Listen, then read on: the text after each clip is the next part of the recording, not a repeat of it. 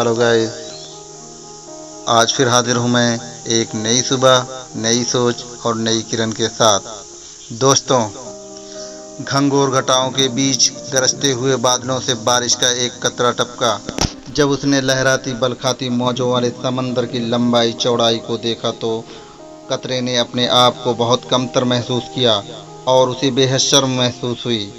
उसने सोचा कि इस अज़ीमुश्शान समंदर के सामने मेरी क्या हैसियत और क्या औकात है। समंदर के सामने मैं तो ना के बराबर हूँ, मैं तो इसमें जाकर कहीं खो जाऊंगा।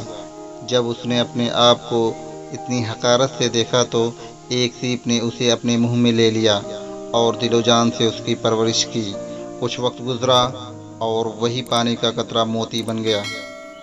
जब सीप से मोती बाहर आया तो बाजारों में नहायत कीमती और नायाब मोती के तौर पे उसके दाम लगे और फिर यही मोती बादशाह वक्त के ताज की जीनत बना। दोस्तों, हम अपना खुद जायज़ा लें, कहीं हम बारिश का वो कतरा तो नहीं जो खुद को हकीर समझकर समंदर के विशाल रूप से डर गया। याद रखें, दरिया में उतरने से पहले किनारों पे खड़े होकर ना आप दरिया की गहराई नाप सकते हैं और ना ही अपनी ताकत का अंदाज़ा कर सकते हैं कि आप इस दरिया को पार कर सकते हैं या नहीं। इसलिए ज़िंदगी की मुश्किलात से डरे नहीं, खुद को पहचानें, अपने टैलेंट को बाहर निकालें, अपने आप को इनसिक्योर महसूस ना करें, खुद पर भरोसा रखें और अपनी मंजिल को पाने की कोशिश ही नहीं बल्कि उसे हासिल करने की जद्दोजहद जारी रखें, चाहे हालात कुछ भी हों।